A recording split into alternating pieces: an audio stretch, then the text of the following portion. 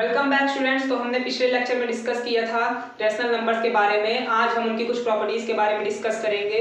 तो पहले हम एक बार रैशनल नंबर क्या होते हैं और देख लेते हैं। रैशनल नंबर वो नंबर होते हैं जिनको हम p बाई क्यू के फॉर्म में रिप्रेजेंट कर सकते हैं, जहां पर where q is not equal to 0, जहां पर q 0 के बराबर नहीं हो सकता है। ये आपने पिछली वीडियो में जाना था। आज हम रैशनल नंबर की प्रॉपर्टीज के बारे में डिस्कस करेंगे। रैशनल नंबर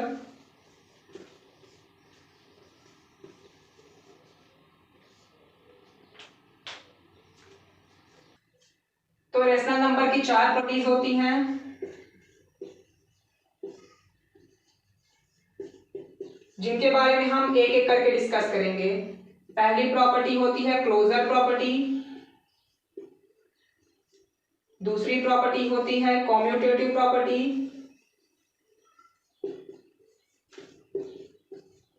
तीसरी प्रॉपर्टी होती है एसोसिएटिव प्रॉपर्टी, और चौथी प्रॉपर्टी होती है डिस्ट्रीब्यूटिव प्रॉपर्टी। तो आइए इनके बारे में एक एक करके हम लोग जानते हैं।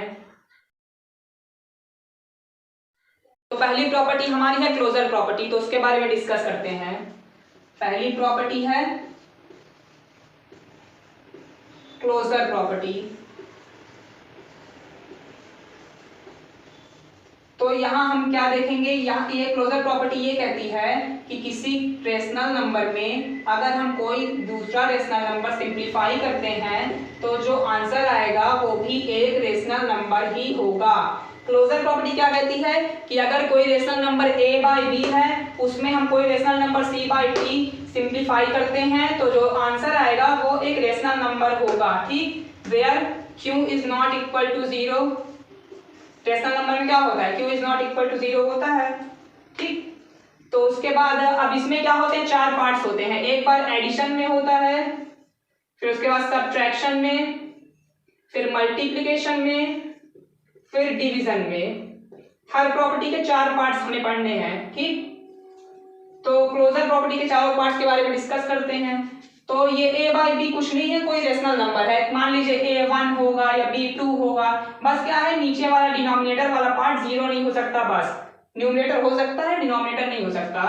तो मान लीजिए कोई नंबर a बाई बी है, इसमें हम कोई नंबर c बाई डी को ऐड करेंगे तो हमें जो रिजल्ट आंसर मिलेगा वो भी एक रेशनल नंबर ही होगा। उसके बाद कोई नंबर a बाई बी है, उसमें से हम कोई नंबर c बाई डी को सब्ट्रैक्ट करेंगे तो जो आंसर मिलेगा वो भी एक रेशनल नंबर होगा। मान लीजिए उसको हम g बाई h से रिप्रेजेंट कर देते हैं।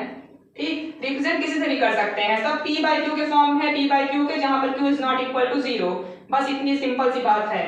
फिर उसके बाद कोई नंबर a बाई बी है, उसको हम मल्टीप्लाई करेंगे किसी c बाई डी से तो इसका आंसर आएगा, मान लीजिए a इंटू सी, तो a इंटू सी हो जाएगा, ऊपर b इंटू डी हो जाएगा। फिर उसके बाद हम ac को मान लीजिए लिख देते हैं x और bd को लिख देते हैं y। ऐसा ही कोई नंबर आएगा आंसर। हमें अभी वैल्यू नहीं पता तो हम कुछ भी लिख सकते हैं, बस रेशनल नंबर। ये क्या कहती है प्रॉपर्टी कि कोई रेशनल नंबर में दूसरा रेशनल नंबर सिंप्लीफाई करोगे, ऐड नहीं करना। सिंप्लीफाई मतलब प्लस करो, माइनस करो, मल्टीप्लाई करो, डिवाइड करो, कुछ भी करो, सिंप्लीफाई करो तो जो रिजल्टेंट आएगा वो एक रेशनल नंबर ही होगा। क्लोजर प्रॉपर्टी ये कहती है। अब डिवीजन में क्या होता है, डिवीजन में बात ये आ जाती है कि मान लीजिए कोई नंबर मैंने ले लिया, किसी भी नंबर को अगर मैं 0 से डिवाइड दूंगा, जैसे पहले आप देखिए c बाई डी से अगर डिवाइड दूंगा तो रिजल्टेंट आएगा मान लीजिए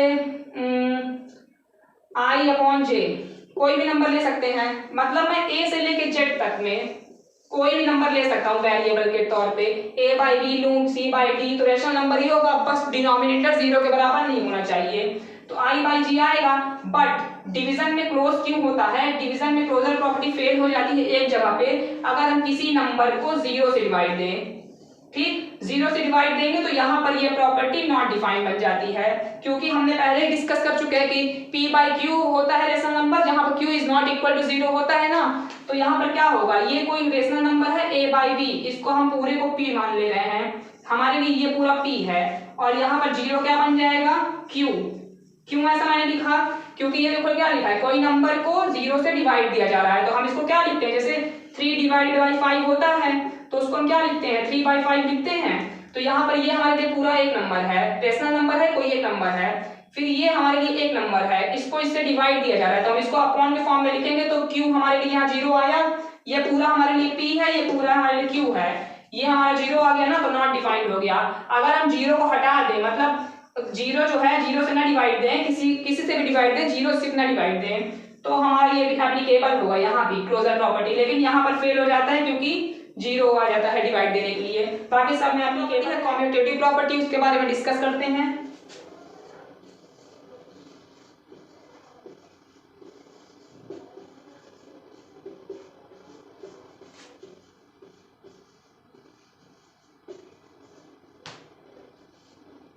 तो कम्यूटेटिव प्रॉपर्टी क्या होती है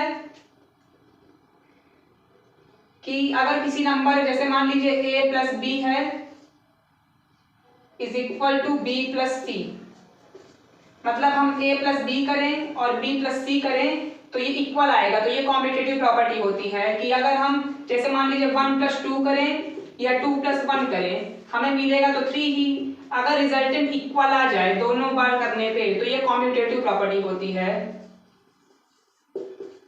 अब इसके भी 4 पार्ट्स होते हैं। पहला होता है एडिशन, दूसरा होता है सब्ट्रैक्शन, तीसरा होता है मल्टीप्लिकेशन, चौथा होता है डिवीजन। तो अभी तक हमने क्लोजर प्रॉपर्टी में क्या किया था कि हम a बाई डी मान रहे थे, फिर उसके बाद c बाई डी, फिर e बाई f, जो मर्जी। हम अब क्या करेंगे, हम एक इजी वे में समझेंगे। वो तो मैंने आपकी बुक में ऐसा दिया है इसलिए ऐसा समझाया, बट अब हम सिंपल वे में समझेंगे। हम लेंगे सिर्फ a को। क्यों लेंगे भाई, क्योंकि a को हम a बाई 1 भी लिख सकते हैं, ठीक। 1 जो है हमेशा डिवाइड रहता है, तो 1 हमारे लिए q यहाँ पर क्या हो जाएगा 1, और p हमारे लिए क्या हो जाएगा a। तो हम p बाई q के फॉर्म में a भी है, क्योंकि a बाई 1 लिख सकते हैं। तो इसलिए हम सिर्फ अब a लिया करेंगे, b लिया करेंगे, c लिया करेंगे, d लिया करेंगे, ठीक। 4 नंबर्स हैं। तो अब एडिशन में देखते हैं। अगर मैं a प्लस बी करूं या b प्लस सी करूं, मुझे मिलेगा 3 ही, मतलब कम्यूटेटिव एप्लीकेबल है इसके लिए। सब्ट्रैक्शन में अगर मैं a माइनस बी करूं और b माइनस सी करूं, तो क्या ये एप्लीकेबल है? नहीं। क्यों नहीं है? तो सब्ट्रैक्शन में क्या होता है, a बाई बी और बराबर होना चाहिए b बाई सी के, जो कि नहीं है। क्यों नहीं है? क्योंकि 1 माइनस 2 करेंगे और एक बार हम 2 माइनस 1 करेंगे, तो 1 माइनस 2 करेंगे तो कितना आएगा, ये क्या है प्लस का 1 है और ये क्या है माइनस है। प्लस माइनस क्या होता है, माइनस। तो माइनस कर लेते हैं पहले। 2 माइनस 1 होता है 1। उसके बाद बड़ा कौन है, बड़ा 2 है, 2 के साथ माइनस का साइन है, ये माइनस यहाँ लग जाएगा। 2 माइनस 1 होता है 1। ये आपने 6 क्लास में पढ़ा होगा, 6-7 क्लास में इंटीजर्स का एडिशन, वही किया हूँ। उसके बाद ये देखिए इक्वल नहीं आया ना, तो मतलब कम्यूटेटिव प्रॉपर्टी इसके लिए नहीं लगती, सब्ट्रैक्शन में नहीं एप्लीकेबल है। फिर मल्टीप्लिकेशन में a इंटू बी करो या b इंटू a करो, आएगा हमारे पास a b ही। मतलब देखिए अगर मैं 1 इंटू 2 करूं या 2 इंटू 1 करूं, मिलेगा मुझे 2 ही। तो कम्यूटेटिव प्रॉपर्टी सेटिस्फाई हो गई नहीं यहाँ, तो ये मतलब मल्टीप्लिकेशन में भी एप्लीकेबल है। उसके बाद डिवीजन में देखिए a डिवाइडेड बाई b करूं और एक बार b डिवाइडेड बाई a करूं, तो ये नॉट इक्वल आएगा। क्यों? क्योंकि a डिवाइडेड बाई b को मैं a बाई b लिख सकता हूं, और जो कि बराबर नहीं होगा b बाई a के, तो मतलब डिवीजन में भी नॉट एप्लीकेबल है। तो अब आपने क्या समझा, कम्यूटेटिव प्रॉपर्टी जो है एडिशन में और मल्टीप्लिकेशन में जो है एप्लीकेबल होगी, सब्ट्रैक्शन में और डिवीजन में एप्लीकेबल नहीं होगी, ठीक। एकदम सिंपल टर्म्स में समझ लिया। तो अब तीसरी प्रॉपर्टी हमारी है एसोसिएटिव प्रॉपर्टी, तो उसके बारे में डिस्कस करते हैं।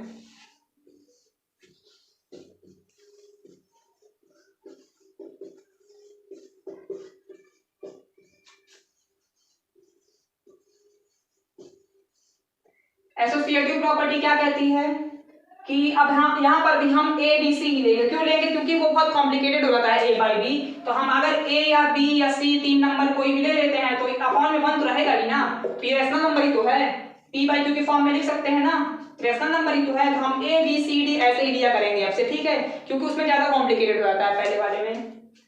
तो अब पहला क्या होता है, इसमें कहती क्या है ये प्रॉपर्टी, अगर मान लीजिए a plus b plus c है, तो इसको अगर हम एक बार ऐड कर लें और a प्लस बी को पहले ऐड कर लें, इसमें बाद में c ऐड करें, तो ये जो है इक्वल आना चाहिए, ठीक है। सिंप्लीफाई में कुछ भी ऐड करो, सब्ट्रैक्ट करो, मल्टीप्लाई करो, डिवाइड करो, अगर हर बार इक्वल आता है तो एप्लीकेबल है, अगर इक्वल नहीं आता तो एप्लीकेबल नहीं है, ठीक। तो पहले एडिशन से चालू करते हैं।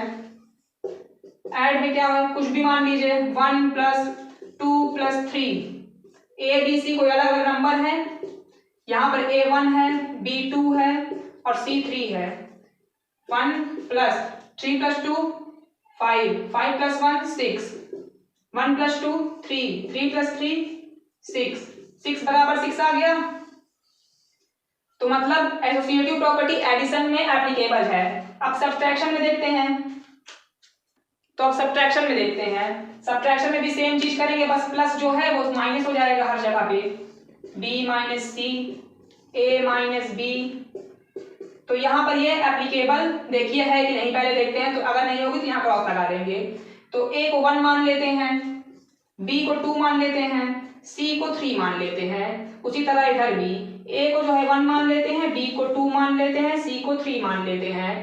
तो ये हो जाएगा 1 माइनस ब्रैकेट में 2 - 3 करेंगे तो -1 आएगा, 1 - 2 करेंगे -1 आएगा, -3, 1 माइनस माइनस प्लस 1, -1 -3, ये क्या हो जाएगा 2, ये क्या हो जाएगा -1 -3 -4। क्या ये इक्वल आया? नहीं इक्वल आया ना, मतलब ये प्रॉपर्टी यहाँ पर लगती है एसोसिएटिव, एडिशन में लगेगी, सब्ट्रैक्शन में नहीं लगेगी, ठीक है। अब मल्टीप्लिकेशन में देखते हैं। अब मल्टीप्लिकेशन में देखते हैं क्या होता है। a × b × c और a × b × c करके देखते हैं।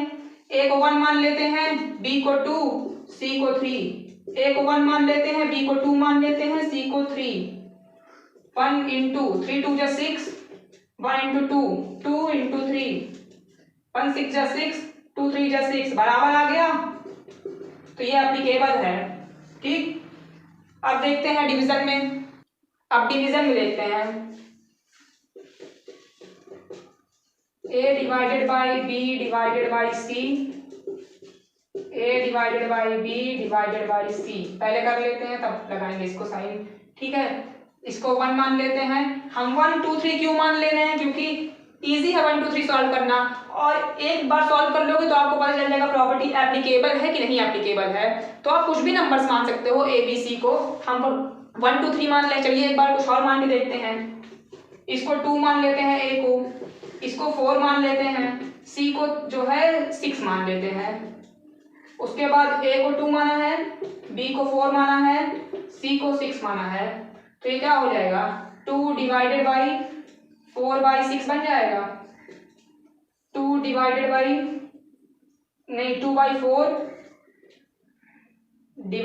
6 बन जाएगा, ठीक।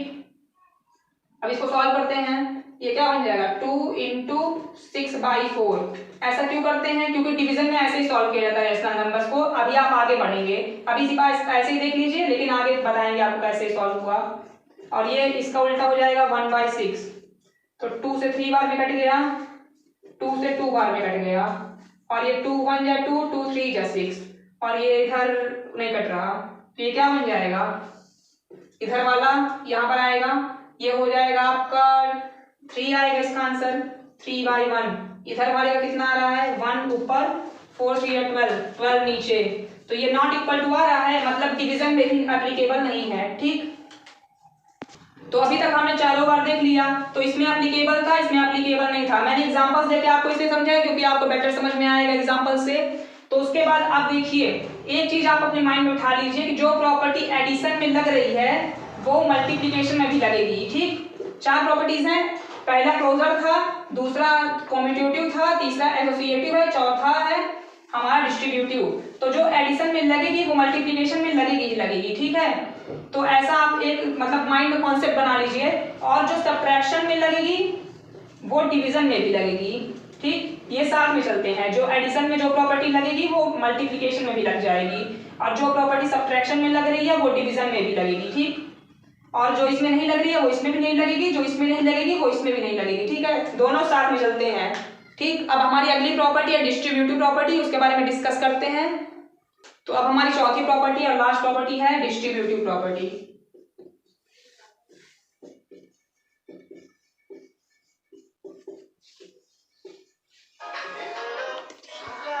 तो हमारी चौथी प्रॉपर्टी है डिस्ट्रीब्यूटिव प्रॉपर्टी, उसके बारे में डिस्कस करते हैं। तो डिस्ट्रीब्यूटिव प्रॉपर्टी क्या है, इसमें डिस्ट्रीब्यूट करना है। डिस्ट्रीब्यूट कैसे करना है, जैसे एडिशन में देखिए पहले, जैसे a b प्लस c लिखा है, तो इसको क्या हम डिस्ट्रीब्यूट कर सकते हैं, कैसे, ab प्लस ac, मतलब a जो है बीच में इसके कुछ नहीं है, मतलब मल्टीप्लाई है। कैसे आया देख लीजिए, a multiply b plus c लिखा हुआ है ये, ठीक है। तो इसको हम कैसे लिख सकते हैं, a को हम मल्टीप्लाई करेंगे तो अंदर भेजेंगे ब्रैकेट, तो एक बार इसको मल्टीप्लाई देगा, फिर एक बार इसको मल्टीप्लाई देगा, तो ये क्या बन जाएगा, ab, एक बार मल्टीप्लाई देगा इसको तो ab बन जाएगा, और प्लस एक बार c को मल्टीप्लाई देगा तो ac बन जाएगा। तो डिस्ट्रीब्यूशन हुआ। तो अब चेक करते हैं डिस्ट्रीब्यूट करने के बाद क्या हमारा आंसर बराबर आ रहा है। अगर आएगा तो मतलब इक्वल है, और अगर नहीं आएगा तो इक्वल नहीं है, मतलब एप्लीकेबल नहीं है। तो देखते हैं, तो एडिशन में हम लेते हैं वैल्यूज 1 2 प्लस 3। ए को हमने क्या लिया 1, बी को क्या लिया 2, ए को क्या लिया 1, बी को क्या लिया, सी को क्या लिया 3, 1 3 2 5, 1 into 2 2, 3 into 1 3, 5 इक्वल टू 5, मतलब हाँ एप्लीकेबल है डिस्ट्रीब्यूटिव प्रॉपर्टी। उसके बाद सब्ट्रैक्शन में देखते हैं। अब सब्ट्रैक्शन में देखते हैं, सब्ट्रैक्शन में सेम चीज, तो डिस्ट्रीब्यूट करके देखते हैं इसको, a इंटू बी माइनस सी, तो ये हो जाएगा A B minus A C. A को अंदर भेजेंगे, एक बार इसको मल्टीप्लाई देगा, एक बार इसको मल्टीप्लाई देगा, तो ए बी माइनस ए सी बन गया। तो लिख दीजिए। तो अब इसी में से निकल के आया है, मतलब एप्लीकेबल तो होगा ही, एप्लीकेबल है डिस्ट्रीब्यूटिव प्रॉपर्टी। क्यों एप्लीकेबल है, इसी में से तो निकल के आ रहा है, ये देखिए इसी में से मैं निकाल ला रहा हूँ ये इसको, तो मतलब एप्लीकेबल होगा ही। फिर भी एक बार चेक कर लेते हैं, आइए। तो क्या है, ए को हम 1 मान लेते हैं, बी को 2 मान लेते हैं, सी को 3 मान लेते हैं। इधर साइड ए को 1 माना है, बी को 2 माना है, ए को 1 माना है, सी को 3 माना है। तो ये हो जाएगा 1 2 minus 3 minus 1, 1 into 2 2 minus 3 into 1 3, 1 into minus 1, तो माइनस 1 ही रहेगा, 2 माइनस 3 माइनस 1 बराबर आया, मतलब एप्लीकेबल है। अब देखते हैं मल्टीप्लीकेशन में। मल्टीप्लीकेशन में देखते हैं, मल्टीप्लीकेशन में क्या लिखेंगे, ए बी इंटू सी। अब इसको कैसे डिस्ट्रीब्यूट कर सकते हैं, ए को अंदर भेजेंगे, एक बार बी को मल्टीप्लाई देगा, एक बार सी को, तो ए बी इंटू ए सी बन जाएगा। उसी में से निकल के आ रहा है तो एप्लीकेबल होगी ही। फिर आता है division, A B divided by C, A को अंदर भेजेंगे तो ये बन जाएगा A B divided by A C, इसमें भी एप्लीकेबल है। डिस्ट्रीब्यूटिव प्रॉपर्टी एक ऐसी प्रॉपर्टी है जो सब में एप्लीकेबल है, ठीक है, पहली बात ये याद रखिएगा। उसके बाद अब एक बार और देख लेते हैं, क्लोजर प्रॉपर्टी क्या थी, क्लोजर थी एडिशन में, addition subtraction multiplication division. Closure किसमें थी, एडिशन में भी थी, सब्ट्रैक्शन में भी थी, मल्टीप्लिकेशन में भी थी, डिवीजन में भी थी, बस जीरो से अगर नहीं होगा तब। उसके बाद हमारा था कॉम्यूटेटिव, ये एडिशन में थी, सब्ट्रैक्शन में नहीं थी, मल्टीप्लिकेशन में थी, डिवीजन में नहीं थी। उसके बाद हमारी एसोसिएटिव, ये एडिशन में थी, सब्ट्रैक्शन में नहीं थी, मल्टीप्लिकेशन में थी, डिवीजन में नहीं थी, ये भी। उसके बाद डिस्ट्रीब्यूटिव हमारी सब में है, डिस्ट्रीब्यूटिव सब में है। तो चारों प्रॉपर्टीज के बारे में हमने आज डिस्कस कर लिया, आशा है आपको समझ में आया होगा अच्छे से। अब हम मिलेंगे अपनी अगली वीडियो में, जिसमें हम आगे के पार्ट्स को डिस्कस करेंगे, इस चैप्टर के आगे कॉन्सेप्ट्स को। ओके देन, तब तक के लिए गुड बाय।